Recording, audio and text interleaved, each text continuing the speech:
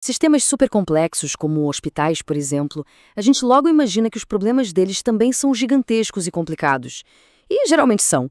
Mas e se a solução para um problema que custava milhões de reais não fosse uma nova tecnologia de ponta, mas sim um simples manual? Parece até história, né? Mas foi exatamente isso que aconteceu. Vamos entender como. Pois é, vamos começar com essa pergunta. O que é que, no fundo, faz um hospital moderno funcionar direitinho? A gente tende a pensar logo nas pessoas, o que é fundamental, mas a resposta vai muito além disso. Claro, a equipa médica, os enfermeiros, eles são o coração pulsante de qualquer hospital, sem dúvida alguma. Mas e todo o resto? O sistema nervoso, a estrutura, os pulmões, tudo isso, metaforicamente falando, é a tecnologia. São as máquinas, os equipamentos que estão ali a cada segundo a diagnosticar, a tratar, a monitorizar vidas. Ok, então, se existe esse motor tecnológico gigante e invisível, tem que haver alguém para cuidar dele, certo? E tem. É uma área inteira que trabalha nos bastidores para que tudo funcione. Essa área é a engenharia clínica. Pense neles como os mecânicos de elite de uma equipa de Fórmula 1. São eles os responsáveis por tudo, desde planear qual equipamento comprar até garantir que ele funcione perfeitamente quando for mais preciso. Do monitor mais simples na beira do leito até aquela máquina de ressonância magnética gigantesca, é a engenharia clínica que garante que tudo isso, esse motor invisível, esteja afinado e pronto para salvar vidas. Beleza! Agora que entendemos o que é essa área, vamos ao problema. Gerir toda essa tecnologia num único hospital já é um desafio em tanto. Agora imagine ter que fazer isso em dezenas de hospitais, cada um a funcionar do seu próprio jeito, sem um padrão. Era exatamente esse o tamanho da besta que a EPSER, a empresa brasileira de serviços hospitalares, precisava de domar. Era basicamente isso, uma rede enorme de hospitais universitários federais e cada um dançava conforme a sua própria música.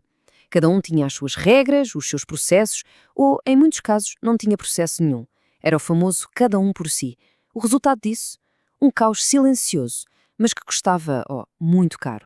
E quando falamos em caro, estamos a falar disto aqui, 5.300.571 reais. Este era o valor de equipamentos novinhos em folha, parados dentro da caixa, espalhados por essa rede de hospitais. Simplesmente não tinham sido instalados. E para não ficar só no dinheiro, vamos materializar isto. Estamos a falar de 120 equipamentos.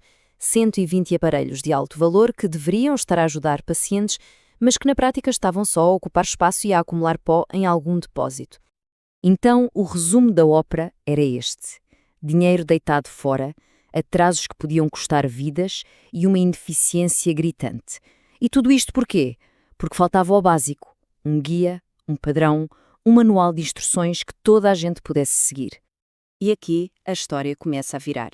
Porque a solução para este problemão não veio de uma cantada de algum diretor lá em Brasília, veio de um esforço coletivo de quem realmente estava na linha da frente para criar justamente o manual que estava a faltar. A solução foi batizada de Caderno de Processos, basicamente um super manual de engenharia clínica. E a parte mais genial disto tudo é quem o escreveu. Não foram consultores ou executivos, foram os próprios engenheiros, a malta que estava lá no dia-a-dia, a sentir na pele os problemas. Afinal, quem melhor para dizer como as coisas deveriam funcionar, não é? Eles não fizeram isto de qualquer maneira, não. Foi um processo super bem estruturado, em 6 passos. Primeiro, conhecer e estruturar, ou seja, vamos entender a bagunça que está hoje. Depois, debater. Juntaram os engenheiros para discutir as melhores ideias. Aí, testar. Aplicaram isso em 6 hospitais para ver se funcionava na prática. O quarto passo, refinar. Foi pegar no feedback e melhorar tudo. O quinto, escalar. Levar um modelo já melhorado para mais 21 hospitais. E, por fim, ajustar e publicar, dando os retoques finais e lançando o manual oficial para toda a gente. E olhe, isto não foi um projeto de um mês, foi uma jornada. Começou lá em 2014 só a mapear os processos. Em 2016, eles definiram as melhores práticas. 2017 foi o ano do teste piloto.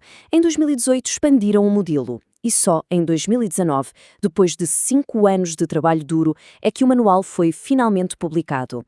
É um belo comprometimento. Tá, mas e aí? 5 anos de trabalho, toda essa dedicação, valeu a pena? A resposta está nos números. E vou adiantar, são números impressionantes. Vamos ver o tamanho do impacto que este manual teve. Olha este caso aqui, que é perfeito para ilustrar.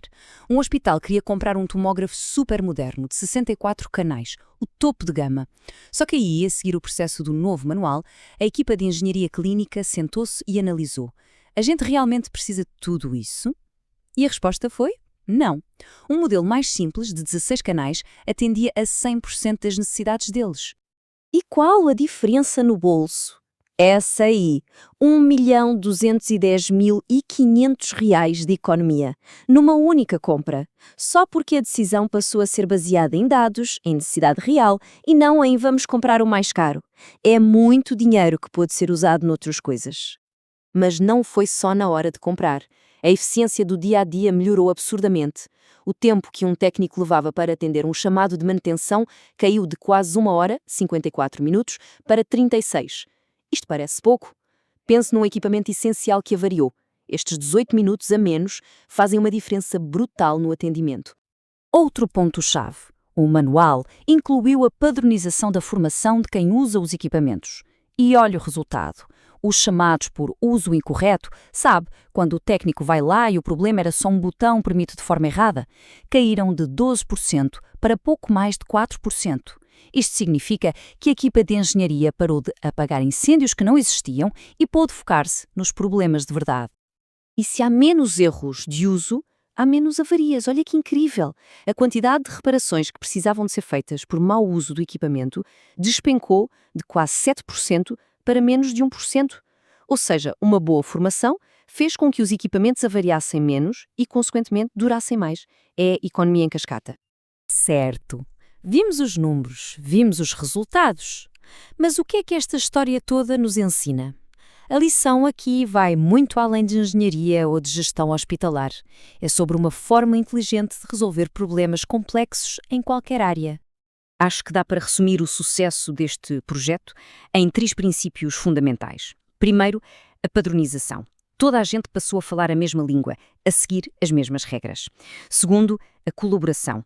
A solução foi construída por quem vive o problema, não imposta de cima para baixo. E terceiro, e talvez o mais importante, decisões baseadas em dados. Chega de achismo, as escolhas passaram a ser feitas com base em números, em métricas, em factos. No fim de contas, a história da EBSER mostra uma coisa muito poderosa. Às vezes, a inovação mais disruptiva não é uma nova aplicação ou uma máquina caríssima. É simplesmente organizar a casa. É criar um processo claro, um bom manual de instruções. E isto deixa-nos com uma pergunta no ar, não é verdade? Quantos outros serviços, especialmente os públicos, não poderiam ser completamente transformados com uma solução tão simples quanto essa?